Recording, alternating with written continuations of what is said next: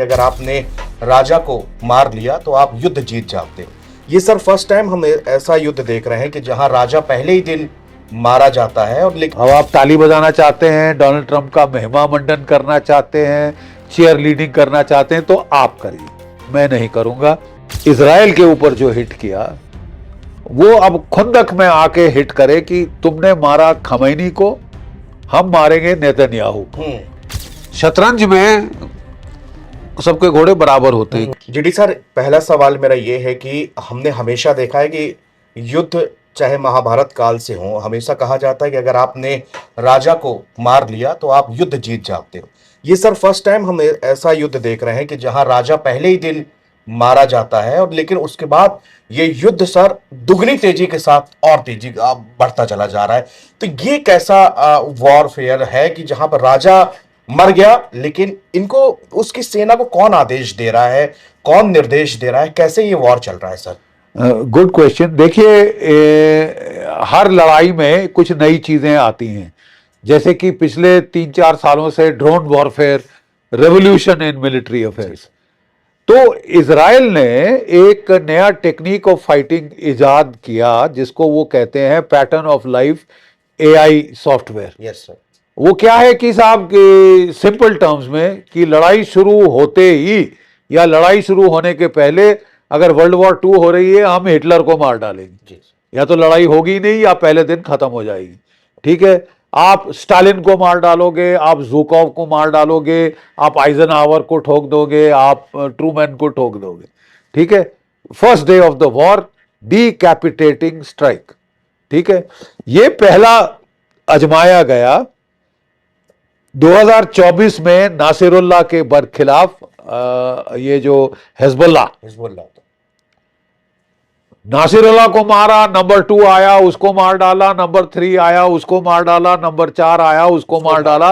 कोई आने से मना करने लगे कि साहब हमें नहीं चाहिए टॉप पोस्ट। ठीक है, और बहुत नुकसान किया हिजबुल्लाह का, जो कि एक बड़ी तगड़ी फाइटिंग ऑर्गेनाइजेशन थी, उसको झिझोड़ कर रख दिया इजराइल ने। नेक्स्ट टाइम अगले साल 2025 जून जो 12 दिन की लड़ाई हुई, उन्होंने फिर ये ट्राई किया, कोई 24-25 मार डाले टॉप कमांडर पहले दिन मार डाले। फिर ये CIA ने यही सॉफ्टवेयर लेके मादुरो को और उसकी वाइफ को पकड़ के ले गए। ठीक है, उसके बाद तो साहब एक वॉर डांस शुरू हो गया दुनिया में। अब हमारे पास वो तरीका है जिससे हम दुनिया की किसी की ताकत को पानी पिला सकते हैं। तो वो वेनेजुला को मारा और वो चढ़ गया कि अब तो मैं रिजीम चेंज नहीं, रिजीम डिस्ट्रक्शन करूंगा ईरान के अंदर। और साहब लेने के देने पड़ गए, क्योंकि क्या है कि the first time you do it you achieve surprise, second time there is still a degree of surprise, third time जो दूसरा दुश्मन है वो भी समझ गया है pattern, and he has devised counter measures. Iran को दाद देनी पड़ेगी, they devised excellent counter measures, they studied the Israeli pattern of fighting and they devised foolproof counter measure. क्या था counter measure? As simple as the hills. ठीक है, as old as the hills. क्या था? Iran में 31 districts हैं Iranian guard revolutionary core के। ठीक है, और 31 डिस्ट्रिक्ट, हर डिस्ट्रिक्ट के पास जो है अपना मिसाइल्स का जखीरा है, अपने ड्रोन है। उन्होंने कहा कि अगर हमारी पूरी लीडरशिप भी मारी जाती है, don't wait for orders from Tehran, ठोक दो। तुमको टारगेट लिस्ट दी हुई है, तुमको टारगेट तुम्हारे ड्रॉर में पड़ी है, ताबड़तोड़ मारो, बेरहमी से मारो। इसके चलते जब पिछले साल जून में इजराइल ने यह किया था, 18 घंटे लगे थे ईरान को रिस्पॉन्ड करने में। इस बार आधे घंटे में उसने रिस्पॉन्ड कर दिया, आधे घंटे में, क्योंकि delegation decentralised command and control, कि अगर मैं ना रहूं नेक्स्ट फॉर आदेश देगा, उससे भी आदेश ना आए, टारगेट लिस्ट तुम्हारे पास है, तुम ठोक दो पूरा। और उन्होंने जो ठोकना शुरू किया है। और नंबर 2 चीज है, जिस systematically to a plan Iran ने स्ट्राइक बैक किया है, वो चकाचौंध कर देने वाला है। पहली हिट उसने करी 60% मिसाइल्स ऑन अमेरिकन बेसिस। हालांकि ईरान इजराइल ने पहली स्ट्राइक करी थी। 60% उसने कहा जो सबसे ताकतवर है उसको ठोको, ठीक है। और उसमें उसने क्या किया कि पहले इनकी आंखें निकालो। क्वातार में एक फेज्ड अरे रडार था ANFPS 132, केवल 4 ऐसे रडार हैं अमेरिका के पास, और वो रडार 5000 मील दूर से मिसाइल लॉन्च को पकड़ सकता है। 5000 मील से। तो 5000 मील कवर करने के लिए एक मिसाइल को नॉर्मली लगते हैं आपके 10 से 15 मिनट, डिपेंडिंग ऑन कौन से टाइप का मिसाइल, राइट। तो 10 से 15 मिनट की वार्निंग ये मिसाइल दे रहा था, ये रडार दे रहा था। इसको पहले ठोका। फिर जो आपके थर्ड यानी कि इंटरसेप्टर मिसाइल्स थे उनके फायर कंट्रोल रडार को ठोका, और फिर जो उनके मिसाइल्स थे उनको ठोक दिया। पहले अंधा किया, जब वो देख ना सका तो उसको ठोक दिया। उसके बाद उसने जो है तमाम American air bases, central command का फॉरवर्ड कमांड बोस जो था अल उदैद में, उसको ठोक दिया, बुरी तरह से उसके परखच्चे उड़ा दिए। फिर वो मतलब अपने जो बैरक्स छोड़ छोड़ के जाके होटलों में रहने लगे अपना बचाव करने, वो होटलों में मारा, ठीक है। और उसके पश्चात साहब आप देखिए कि उन्होंने इजराइल के ऊपर जो हिट किया, वो अब खुंदक में आके हिट करे कि तुमने मारा खमैनी को, हम मारेंगे नेतन्याहू को। नेतन्याहू के दफ्तर पे हिट किया, वो भागा बंकर में, बंकर पे हिट किया। परेशान होकर उन्होंने उसको जहाज में बिठा दिया कि कहीं, क्योंकि अमेरिकन को डर है और ये हो रहा है कि रशियन और चाइनीज सैटेलाइट इमेजरी, इंटेलिजेंस और इलेक्ट्रॉनिक वॉरफेयर, वो मिनट बाय मिनट बता रहे हैं कौन कहां किधर है target. They have paid America back in the same coin.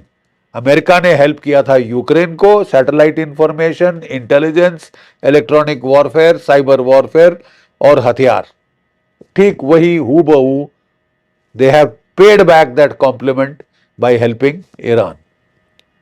और अब इनकी जो है साहब, इनको ये तो अपनी तरफ से ऑफ रैम्प ढूंढ रहे हैं कि दुनिया में इजराइल ईरान की स्ट्रैटेजी बड़ी क्लियर थी, हम तो डूबेंगे सनम, तुमको ले डूबेंगे, ठीक है। और उसके चलते उन्होंने गल्फ ऑफ हॉर्मुज को बंद कर दिया है। प्राइस ऑफ ऑयल अभी $100 प्रति बैरल पहुंच गई है, 200 तक पहुंच जाए कोई बड़ी बात नहीं। इकॉनमी हिट हो रही है अमेरिका की, यूरोप की, एशिया की, भारत की, ठीक है। और इसके चलते मेरा कहना यह है साहब कि हम कोई डोनाल्ड ट्रंप की चेयर लीडिंग टीम नहीं। सर ये आखिरी मेरा क्वेश्चन आपसे ये है कि हिंदुस्तान को लेकर, क्योंकि इस समय चारों तरफ हमारे जंग है हर तरफ, कि ये वॉर सर क्या रशिया यूक्रेन तक, क्योंकि रशिया यूक्रेन में यूक्रेन को पूरी मतलब नाटो और अमेरिका ब्रिटेन से यहाँ मिली, तो वो अब तक सरवाइव कर रहा है, वहां पर पुतिन लगे हुए। इधर सर ये रशिया और चाइना वैकेंड में है। ये भी जंग क्या सर कितनी लंबी, और अगर ये लंबी खिंचती है तो तेल गैस लंबी खिंचती है तो साहब आप दुनिया की इकोनॉमी में रिसेशन देखें, सिंपल। अब आप ताली बजाना चाहते हैं, डोनाल्ड ट्रंप का महिमा मंडन करना चाहते हैं, चेयर लीडिंग करना चाहते हैं, तो आप करिए, मैं नहीं करूंगा। कि मैं बहुत एज अ मिलिट्री सोल्जर बहुत इम्प्रेस्ड हूं ईरान के एसिमेट्रिक वॉरफेयर टेक्निक्स। पहले तो उन्होंने कमांड को डिसेंट्रलाइज कर लिया कि तेहरान से कोई आदेश ना आए तब भी लड़ाई जारी रहेगी। आयतुल्ला मार दो, दूसरा मार दो, तीसरा आयतुल्ला मार दो, लड़ाई जारी रहेगी। ये लड़ाई खत्म होने वाली नहीं है साहब। वो तो सोच के बैठे थे कि 48 घंटे में मेरे आके जूते चूम रहा होगा, घुटने टेक देगा, ये टेक कर देगा, सरेंडर बोल रहे थे। अब तो तमाशा लग रहा है, 18 दिन हो गए, अब तो नहीं बोलते सुना सरेंडर, अब नहीं बोल रहे हैं, अब नहीं बोल रहे, अब जग बैठ गई। अब सोच रहे हैं कि वापस कैसे जाएं, को कौन सा एक ऑफ रैंप कहां से मिले। ऑफ रैंप नहीं मिलेगा साहब, क्योंकि इन्होंने बोला कि मैं लड़ाई खत्म करने को तैयार हूं। एक इजी ऑफ रैंप है, डिक्लेयर विक्ट्री विड्रॉ, कि जीत घोषित कर दो और अपनी दुम दबा के निकल जाओ। बोले घर के बुद्धू घर को आए। जान बची तो लाखों लाखों पाए, घर के बुद्धू घर को आए। तो एक तरीका है कि विक्ट्री डिक्लेयर कर दो और घर चले जाओ। ईरान ने बोला हम लड़ने को तैयार हैं, you may be finished, we are not finished. भाई तुम खत्म हो गए मतलब हम थोड़ी ना कि हम तो लड़ेंगे बिल्कुल, लड़ेंगे। तुमने साला लड़ाई छेड़ी, अब हम इसको खत्म करेंगे। तुमने मारे हमारे आयतुल्ला, तुमने मारे हमारे टॉप कमांडर, तुमने हमारी 168 लड़कियां बेटियां मार डाली, अब हम बदला लेंगे साहब, इंतकाम लेंगे। वो तो इंतकाम लेने के लिए बैठ गए और लड़े जा रहे लड़े जा रहे लड़े जा रहे। यू सी, जब लड़ाई शुरू हुई थी तो सरकारें नॉर्मली बोलती हैं भाई फौज से कि पता करो यार, अंदाज लगाओ कौन जीतेगा, कौन जीतेगा? हमको एस्टिमेट दो, हमको एनालिसिस दो। जी। नॉर्मली एनालिसिस का तरीका होता है वो कॉलम बना लेते हैं, ईरान, अमेरिका, इजराइल, टैंक्स इतने इतने इतने, जेट फाइटर इतने इतने इतने हैं, Warship 5th जनरेशन इतने, वॉरशिप इतने, मिसाइल इतने, क्रूज मिसाइल इतने, ड्रोन इतने। बस। वो इसको बोलते हैं बीन काउंट अप्रोच, ओके। कि वही बीन्स गिनो, कि वो मोहरे गिनो वहाँ पे सारे, और उसके मुताबिक अंदाज लगाओ। वो बीन काउंट एक चीज़ होती है। शतरंज में सबके घोड़े बराबर होते हैं, घोड़े बराबर, वो सारे मोहरे क्वीन बराबर, कासल बराबर, ये सब होते हैं। How do you play it? Yes. आप खेलोगे आप समझ रहे हैं क्या कह रहे हो? How do you play the game? Yes. मोहरे तो सब बराबर है, बराबर है। आपके पास ज्यादा मोहरे हैं, मेरे पास कम है, तो मैं एसिमेट्रिक वॉरफेयर का टेक्निक अपनाऊंगा कि मुझे मालूम है कि ये मेरे से भारी है, मुझे मालूम है कि इसके पास technology wise, quality wise, quantity wise कहीं सुपीरियर है। तो I will adopt asymmetric warfare strategy, A2AD, anti access area denial, कि मैं तुम्हें पास ही नहीं आने दूंगा। ये चीन ने पहले ये स्ट्रेटजी अडॉप्ट करी थी कि भाई जब भी लड़ाई शुरू होती थी तो America 5 aircraft carrier battle group भेज देता कि हम दूर से रहेंगे, तुम्हें मारेंगे साहब, हमारा पावर प्रोजेक्शन है। अब उसने तोड़ ढूंढ लिया, पावर प्रोजेक्शन का तोड़ है Dongfeng 21D career killer missile. अबे तू 2000 किलोमीटर दूर होगा, मैं कैरियर किलर मिसाइल फायर करूंगा, तेरा गर्क कर दूंगा। एयरक्राफ्ट कैरियर, एक एयरक्राफ्ट कैरियर में 4 से 5 हजार नाविक होते हैं। हम देखेंगे तुम 4 से 5 हजार नाविक जब बेचारे शहीद हो जाते हैं तो कब तक लड़ोगे तुम? खाट खड़ी हो जाएगी जो भी प्रेसिडेंट है अमेरिका के अंदर, क्योंकि बॉडी बैग 5000 आ गए तो उसकी जनता उसको खा जाएगी, खा जाएगी साहब। तो ईरान ने यही स्ट्रैटेजी चीन से सीख ली है और अडॉप्ट कर दिया है। ये एयरक्राफ्ट कैरियर इब्राहिम लिंकन भेजा गल्फ ऑफ हॉर्मुज में, उसने केवल टेस्ट फायरिंग शुरू किया अपने एंटीशिप मिसाइल का, ओहो ठंडे पसीने आ गए, निकाल के गल्फ ऑफ हॉर्मुज से गल्फ ऑफ ओमान में ले गए। वहां उसने 4 मिसाइल फायर किए, 4 ड्रोन फायर किए और कह रहे हैं कि हमने तो चोट पहुंचा दी है। वो हटा के उसको 1200 किलोमीटर दूर भागते फिर रहे हैं और वो कह रहा है मैंने वहां भी ठोक दिया, वहां भी आग लगी है साहब। ये लिंकन को भी बोल रहे हैं, लिंकन को बोल रहे हैं ठोक दिया, वो कहते हैं जेराल्ड फोर्ड को भी ठोक दिया, कह रहे हैं एक डिस्ट्रॉयर डुबो दिया है, कह रहे हैं 4 F-22 रैप्टर वो ग्राउंड पे ठोक दिए हैं, 7 F-35 लाइटनिंग ठोक दिए हैं, 5 रिफ्यूलर एयर टू एयर ठोक दिए हैं। अमेरिका में चुप्पी साध ली है बिल्कुल, इसके बारे में कोई बात ही नहीं हो रही, कोई बात नहीं। अब झूठ फरेब पे आ गए कि हम जीत रहे हैं, असलियत तुमको भी पता है और दुनिया भी गेस कर रही कि साहब राज दाल में कुछ काला है, दाल में कुछ काला है साहब, ये कुछ छुपा रहे हैं। सही बात, साफ बात।